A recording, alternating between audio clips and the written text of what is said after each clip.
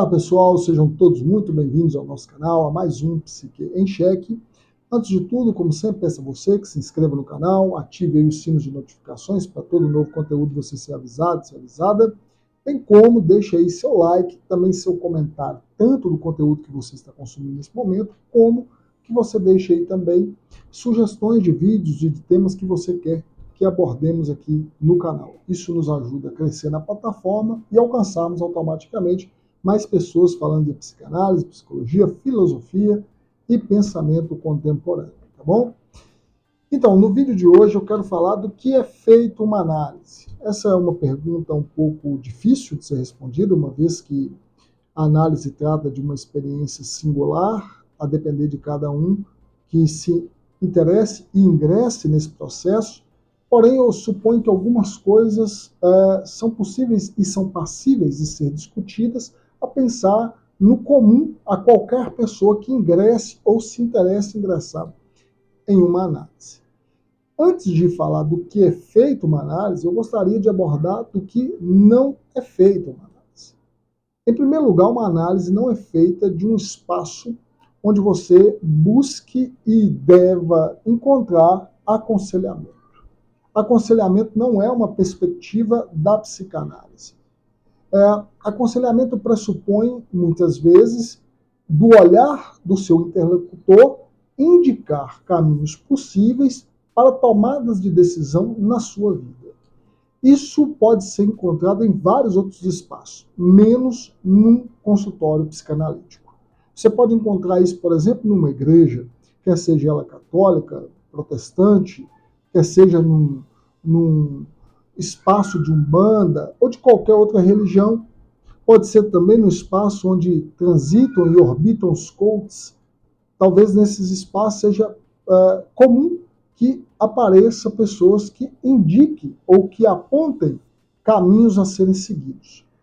Isso é importante demarcar porque algumas pessoas chegam, e não é incomum, que durante uma sessão, alguns pacientes que ainda não estão habituados à compreensão de como funciona uma análise, fiquem demandando constantemente do analista o que ele deve fazer ou o que ela deve fazer frente a uma circunstância da sua vida.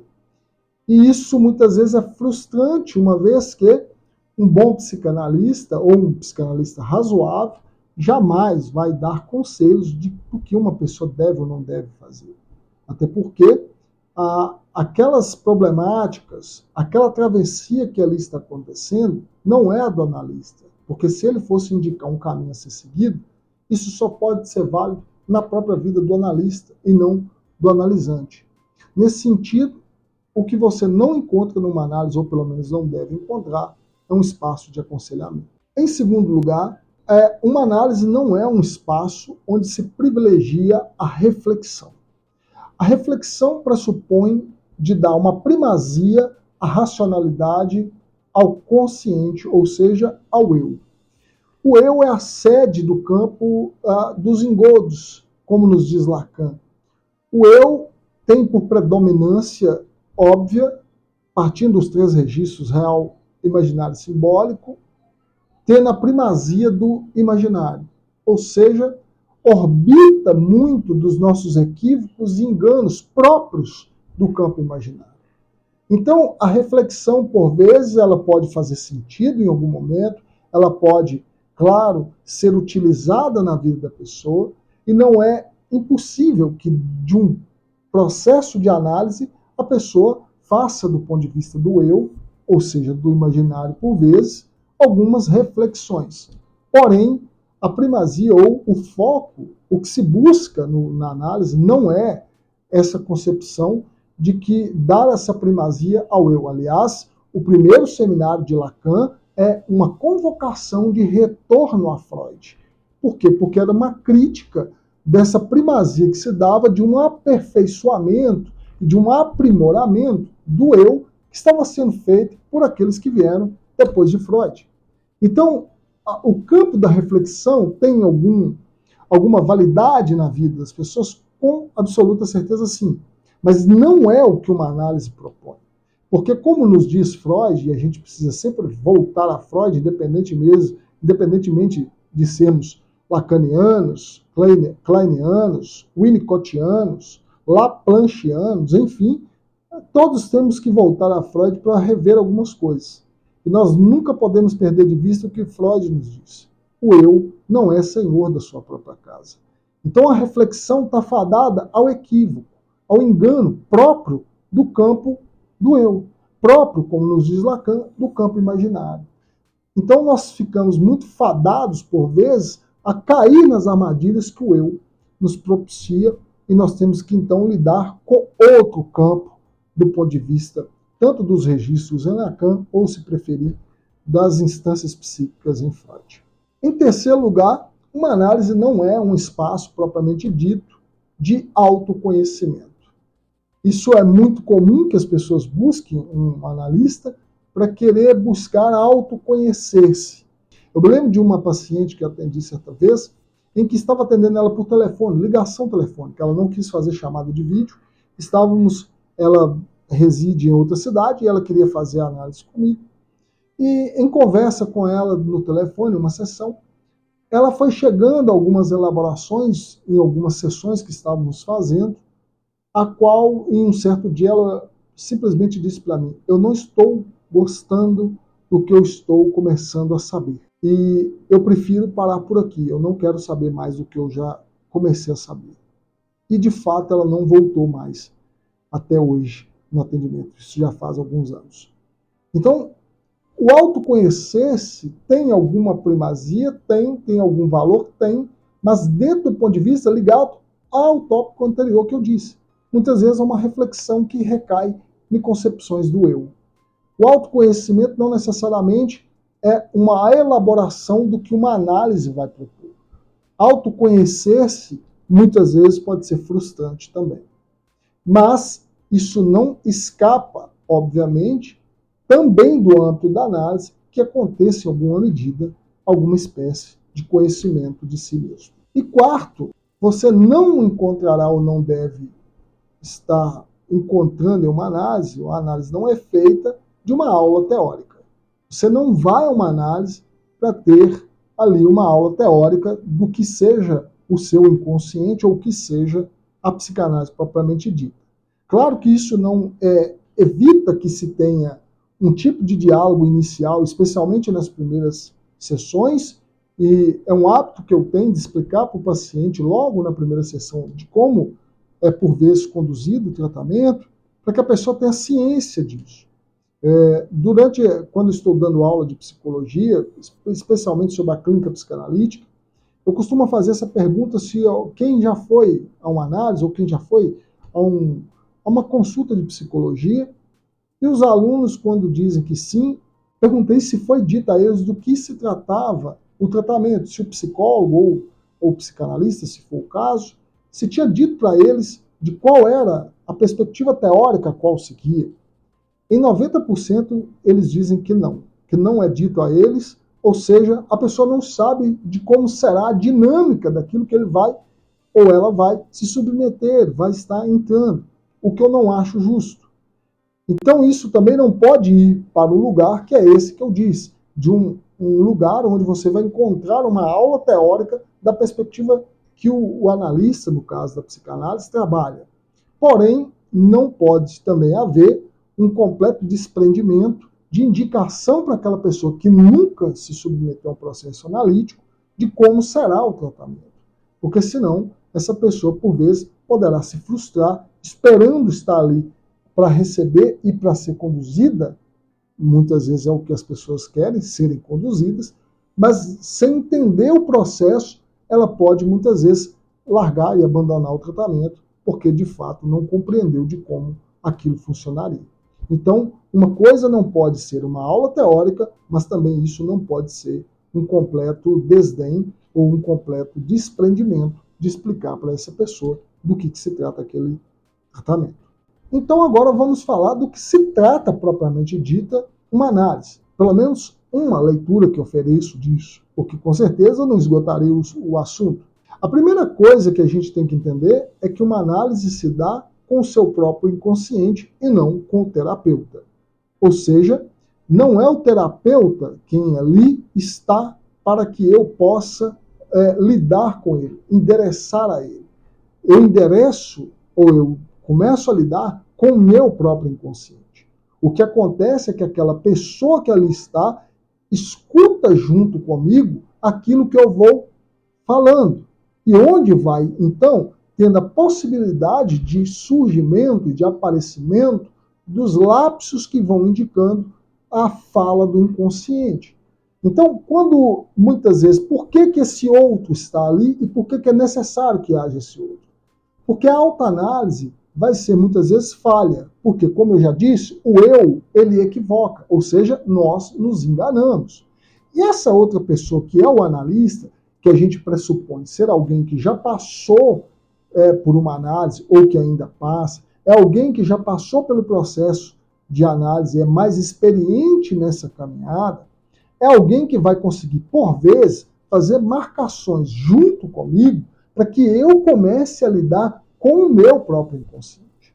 Então não é o terapeuta propriamente dito, sou eu e meu inconsciente. E o terapeuta ou analista, junto comigo, escutando esse processo.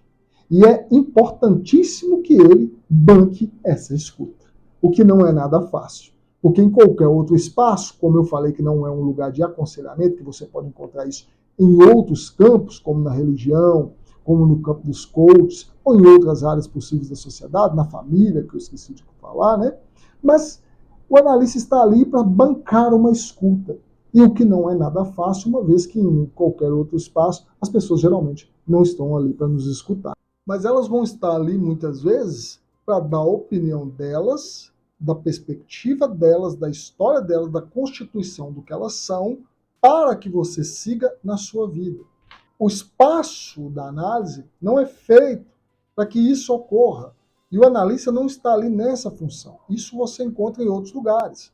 Aqui você vai ter que lidar com o seu próprio inconsciente, com a escuta desse inconsciente. Então você está endereçando ali e se escutando no processo, e também como esse outro mais experiente no processo psicanalítico está junto com você, porque ele já fez as suas travessias, pelo menos se espera que assim seja, ele já lida com o seu próprio inconsciente e é mais experiente nessa escuta. Então, junto com você, ele está te escutando e que você vai se escutando. E a partir daí, ele pode fazer marcações, muitas vezes, que vão surgir nos lapsos, nas pequenas amnésias, nos esquecimentos que muitas vezes aparecem, nos atos falhos. Ele marca, ele ouve um significante, marca esse significante para você na análise, e assim você consegue, então, ir lidando com o seu próprio inconsciente. Então, a análise ali, vamos assim dizer, é feita a três, entre você, o seu inconsciente e o analista. Segundo lugar, uma análise é feita da travessia da própria fantasia e da sustentação da própria falta constitutiva. A fantasia é puro campo imaginário, ou seja, é como eu represento a minha própria história para mim mesmo. Então, os vazios, os traços minêmicos que vão se formando, vão deixando lapsos, vão deixando ali uma espécie assim de furos na minha história. Então, para dar sentido à minha própria história, eu imaginar, do ponto de vista imaginário, eu represento a minha história para mim mesmo. Eu dou sentido à minha própria história, percebe? Então a fantasia se trata disso. É puro campo imaginário. E como nós falamos do que não é feito uma análise, como você já viu, então logo nós aqui precisamos atravessar a fantasia. Ou seja, nós precisamos lidar com a forma como nós constituímos e contamos a nossa própria história para nós mesmos. Nós atravessamos a fantasia. E uma das fantasias que muitas vezes vai compor a nossa história é de que nós não somos seres faltantes, que necessitamos de lidar com a própria falta, percebe? Então, bancar a própria falta, que é uma das fantasias de que nós não somos castrados, é uma das coisas que eu preciso encontrar na análise. Então, uma análise vai ser feita dessa travessia da fantasia e com eu sustentando durante e ao fim do processo, se é que podemos falar de um fim, como nos diz Freud, da análise terminável e interminável, de bancar que eu sou um ser faltante, que eu sou um ser castrado no final da história. O sujeito tem que entender que a sua história pregressa ela é constituída pelo campo imaginário de uma fantasia da qual ele conta aquela história para si mesmo, para sustentar muitas vezes essa história constitutiva de um ser faltante. Por fim, eu diria que uma análise é feita de que o sujeito possa lidar com o seu próprio desejo. Tem um livro do George Forbes que o título é Você quer o que você deseja? Isso é muito importante. Porque nós, muitas vezes, pelo apego à ignorância, e aqui ignorância do nosso próprio inconsciente, o que nós queremos ignorar, o que nós nos defendemos a partir e por meio da ignorância, nós não queremos lidar com o que o nosso próprio desejo nos traz. E uma das questões que o desejo nos propicia é de que ele é sempre trágico. Lembremos dos mitos a qual Freud recorre para tentar, vamos assim dizer, descrever teoricamente o que psiquicamente acontece conosco dentro do processo de constituição do sujeito, de constituição do eu, do nosso processo constitutivo do ponto de vista psíquico. Ele recorre a Édipo, que é aquele que, ao tentar fugir do destino que foi dito a ele que seria o dele, ele cumpre com o destino. Ou seja, o desejo é, em última instância, trágico. Porque não cumprir, fugir do cumprimento do que o desejo demanda, sempre nos leva a aquele lugar onde o desejo vai trazer consequências. Bancar o desejo traz consequências. Não bancá-lo também traz consequências. O processo de análise, então, vai ser aquele onde, em última instância, de que eu consiga, ao final e ao meio do processo, compreender que o meu desejo, ele sempre traz consequências trágicas. Mas isso não necessariamente é algo de todo ruim, porque pelo menos eu sei com que estou lidando em mim mesmo. Ou seja, com as minhas paixões, com aquilo que minhas inclinações e as minhas pulsões me levam a buscar ou a recusar. Eu começo a entender que as formações de sintoma que retornam do recalcado, que vão aparecendo e surgindo e emergindo nas múltiplas repetições, as compulsões às repetições que eu tenho em várias áreas da minha vida, nada mais são do que eu ignorando o meu desejo ou eu estou cumprindo com o meu desejo. Entendendo isso, já é algo propriamente dito do que se compõe e do que é feito uma análise. Mas diga aí você, o que você acha? Você concorda que uma análise é feita ou não é feita dos elementos que eu trouxe aqui? Qual é a sua experiência? Qual é o seu processo de análise? O que você pensa desse processo de análise? Aqui toca em algum ponto que você imaginou encontrar na análise? Deixa aí nos comentários. Espero poder ter contribuído um pouco do que pode ser feita, e aí eu vou dizer de uma análise e não de todas as análises possíveis. Tá bom? Um abraço e até o nosso próximo Psique em Cheque. Valeu!